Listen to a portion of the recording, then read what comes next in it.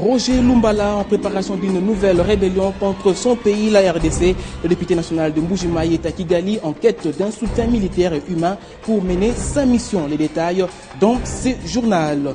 Les agents fictifs de l'administration publique congolaise bientôt démasqués. Confirmation de Daniel Mukoko Samba. Le vice-premier ministre au budget affirme que certains comptes bancaires ouverts n'ont jamais été en mouvement depuis janvier. Vous le suivrez également dans ce journal. Ravi de vous retrouver, bienvenue à tous et merci de nous rejoindre pour vous informer.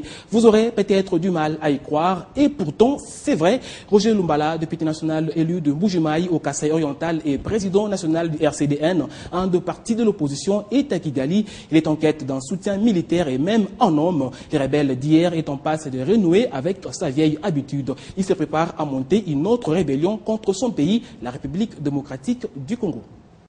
La politique est-elle un métier des insatiables? En tout cas, la question mérite d'être posée quand cette information est tombée ce matin dans notre rédaction. L'élu de Mbuji-Mayi et président national du RCDN qui s'était rendu à Paris en France pour raison des santé séjourne à Kigali, au Rwanda. Selon nos sources, Roger Lumbala a été vu en compagnie des militaires rwandais par les services congolais d'intelligence qui ont suivi tous ces mouvements depuis Paris jusqu'à Kigali, où les services rwandais de sécurité l'ont accueilli et logé. Des informations confirmées par des services de renseignement belges dans la capitale rwandaise. Ces conversations téléphoniques avec les autorités rwandaises ont été tracées.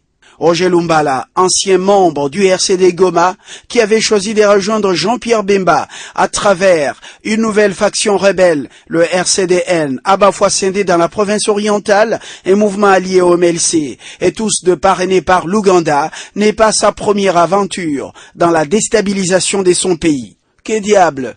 Qu'est-il parti chercher dans cet imbroglio sans fin? Vous le savez, c'est depuis lundi que Didier Reynders est dans nos murs. Le ministre belge des Affaires étrangères est en visite officielle de 4 jours en République démocratique du Congo. Objectif, discuter avec les autorités congolaises du conflit qui sévit présentement dans l'est du pays. Reynders a rencontré lundi tour à tour son collègue congolais Raymond Tshibanda, le premier ministre Matata Mponyo, ainsi que le président de l'Assemblée nationale Oba Minakou. Une rencontre avec le chef de l'État Joseph Kabila est également prévue avant de s'y rendre à Kigali au Rwanda. Les agents fictifs de l'administration publique congolaise sont sur le point d'être démasqués. Un indice révélateur, certains comptes bancaires ouverts n'ont jamais connu un mouvement depuis janvier dans des banques, ce qui porte à croire à des agents fictifs, a déclaré Daniel Mukoko Samba, vice-premier ministre au budget lors de la réunion de la Troïka politique tenue ce mardi. Suivez. Le gouvernement congolais veut en finir complètement avec les agents fictifs et réussir absolument le processus de la paie par voie bancaire des agents et cadres de l'administration publique. Et la réunion de la Troïka politique de ce mardi a été amplement révélatrice en ce qui concerne la masse salariale payée aux fonctionnaires. Environ un an après la mise au point de cette expérience par voie bancaire, les vice-premiers ministres et ministres du budget a révélé que des comptes ouverts depuis janvier dans certaines banques n'ont jamais été mouvementés, ce qui laisse penser à des éventuels agents fictifs. Les chiffres évalués à plus d'1,60 milliard de francs congolais des reliquats, la somme d'argent accumulée dans des banques depuis août 2011. Certaines banques nous ont déjà confirmé qu'il y a des comptes ouverts en janvier de cette année qui n'ont jamais été mouvementés. Et nous considérons donc qu'il s'agit de fictifs.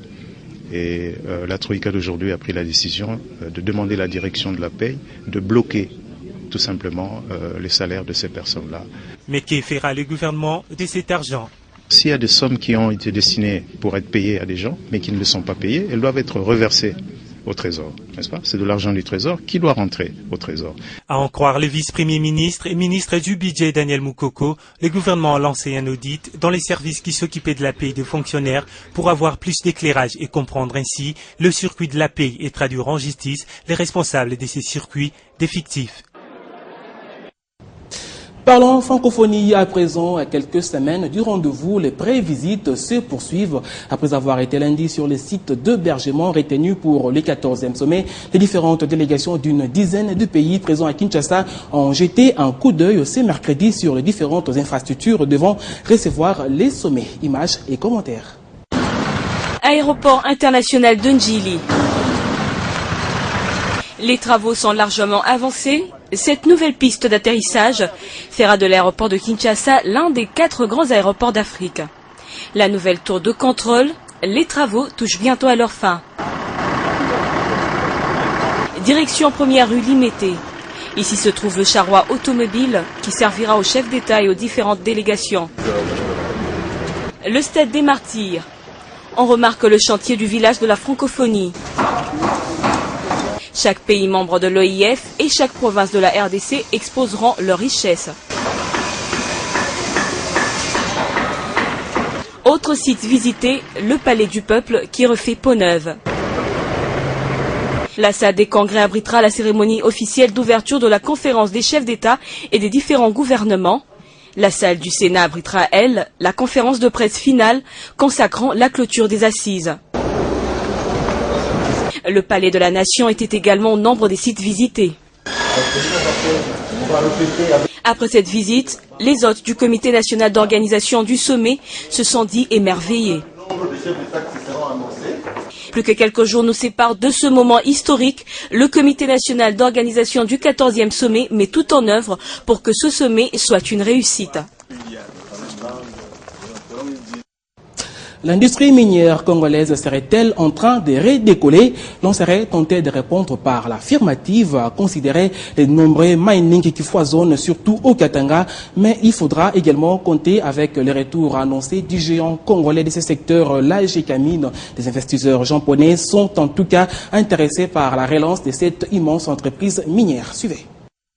Autrefois poumon économique de l'ancien Zaïre, avec une production ayant atteint des records, plus de 450 000 tonnes de cuivre en 1986, avant d'entamer lentement mais inexorablement sa descente aux enfers dès 1990, en raison notamment de l'embargo économique infligé au régime d'alors dirigé par Mobutu, la Gécamine, qui n'était que l'ombre d'elle-même, a depuis fin 2010 amorcé sa mutation sous l'impulsion du gouvernement Kabila. Cette ancienne entreprise publique, aujourd'hui société commerciale, qui reste tout de même la première et la plus grande du secteur minier quant à son potentiel et à son avenir, veut se relancer et devenir son propre opérateur minier. En quête donc de financement de son plan de relance en 6 axes appelé Plan stratégique de développement 2012-2016, les responsables de ces géants miniers ont échangé avec une délégation d'hommes d'affaires japonais venus évaluer les potentialités d'investissement en RDC. C'est bien sûr les possibilités d'investissement, les possibilités de créer des partenariats, des sociétés conjointes pour exploiter les gisements miniers. Et d'autres ont été intéressés à la partie de réduction des effectifs et de formation du personnel. D'autres aussi aux aspects de réhabilitation et de financement bien sûr. Ont intéressé la partie GECA. Mais que peut-on en attendre juste pour la Gécamine? Ce que nous espérons, c'est qu'ils ont trouvé les réponses à leurs questions et qu'ils viendront dans les secteurs qui les intéressent spécifiquement pour venir prendre langue avec Gécamine en particulier. Et samedi déjà, il y a une délégation qui va descendre à Lubumbashi, qui va visiter la région et ils ont pris rendez-vous avec nous aussi pour des discussions plus approfondies. Près d'1,5 milliard de dollars, c'est le montant requis pour résorber le retard de prospection, réhabiliter l'outil de production et moderniser les installations Gécamine, afin de faire grimper sa production à 100 000 tonnes de cuivre et 6 000 tonnes de cobalt. C'est un fait très rare dans les entreprises, mais qui devient fréquent à la Société commerciale de transport et de port.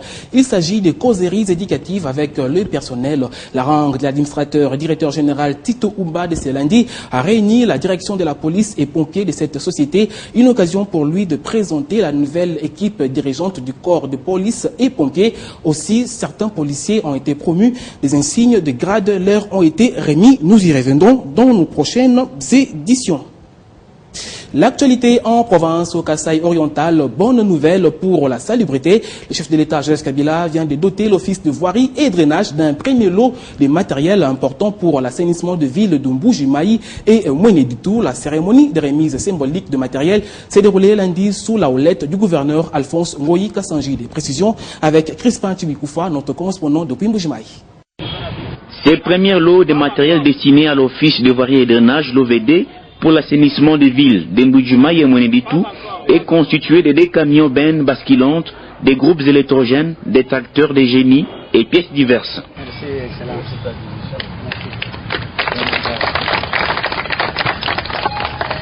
Avant de poser ce geste symbolique, le gouverneur des provinces Alphonse Ngoyi Kassanji a eu des mots justes pour remercier le chef de l'État, Joseph Kabila Kabange, pour cette énième dotation qui concrétise encore une fois sa vision pour les Congo-Kinshasa. Nous devons remercier le président de la République qui certainement est en train de prouver chaque jour que sa vision de la modernité de notre pays est en train de se réaliser. Donc sûrement, petit à petit, on s'aperçoit que la volonté y est. Il traduit cette volonté par des actes. Aujourd'hui, fini pour l'OVD la location des camions bennes. Le directeur provincial de l'Office de voirie et drainage a pour sa part expliqué les retombées positives de cette acquisition. Le ben, vous connaissez, sont les véhicules de chantier que nous appelons véhicules de liaison. C'est même les tracteurs que vous voyez là-bas. Dans le ben, il y a des dumpers. Les dumpers sont de petits engins de chantier qui facilitent les chefs de chantier quand on est à 200 mètres et puis les transports de sable, de gravier, au lieu qu'on puisse revenir à des bennes. L'actualité à l'étranger, l'Éthiopie sous les chocs. Le Premier ministre Meles Zenawi n'est plus. Il est décédé dans la nuit du lundi à mardi des suites d'une infection soudaine. Il n'avait pas été vu en public depuis plusieurs semaines et son état de santé faisait l'objet de beaucoup de rumeurs. Aussitôt, les réactions n'ont pas tardé. Pour Jacob Zuma, cette disparition est une tragédie absolue pour l'Afrique et le peuple éthiopien. Il était un dirigeant fort non seulement pour son pays, mais aussi pour les continents africains, a-t-il ajouté. Draper la constitution éthiopienne, c'est le vice-premier ministre qui devra assurer l'intérim. Et puis en sport, football, 48e Coupe du Congo prévue ce mardi. Les demi-finales ont été finalement reprogrammées ce mercredi. La raison, arrivée tardive des arbitres des rencontres. Retenez que ces deux demi-finales se joueront en aller et retour avec les affiches Don Bosco, Dauphin Noir de Goma et Veti Club Amical Sportif Dragon. Justement, les monstres de Kinshasa qui ont connu une semaine assez mouvementée. Un mauvais vent a divisé les clubs en deux avant que tout revienne à la normale. C'est la confirmation de Nikon Kosia, coach des Dragons, que nous avons joint depuis le Katanga. Suivez. Notre ambition, c'est de ramener le couple à Kinshasa.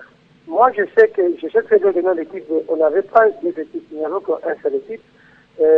D'autres équipes là, temps-là, je sais qu'ils sont déjà arrangés avant que nous puissions quitter Kinshasa. Les Lens, ça, c'est leur famille, ils étaient autour d'une table, donc il n'y a pas d'effectifs. Il y a aussi d'autres, ceux qui sont restés à Kinshasa, ce sont les joueurs à qui on n'a pas sélectionné parmi les 25 ici. Donc, je ne sais pas bien pressé. Donc, on ne fait pas du gâteau. Si le jeune n'est pas bien pressé, on n'amène pas pour le plaisir de l'amener. Donc, tout le monde est ici. Donc, je ne pouvais pas beaucoup parler. Vous-même, vous avez vu ce qui s'est passé. Donc, nous sommes bien déterminés avec l'équipe et avec les renforts que j'ai fait au niveau de l'équipe. Donc, on a renforcé aussi l'équipe par rapport à ce que vous avez vu auparavant là. Donc, nous sommes vraiment au point par rapport à l'équipe passée. Donc, pour essayer comme ça la finance, je sais que je ne suis pas mieux placé pour vous dire ça, mais je sais que venez les billets qui sont du gouvernorat, nous avons vu ça, c'est pour ça que nous sommes ici à une machine. Ainsi prend fin ce journal. Merci de votre attention et on se retrouve juste après pour la revue de presse.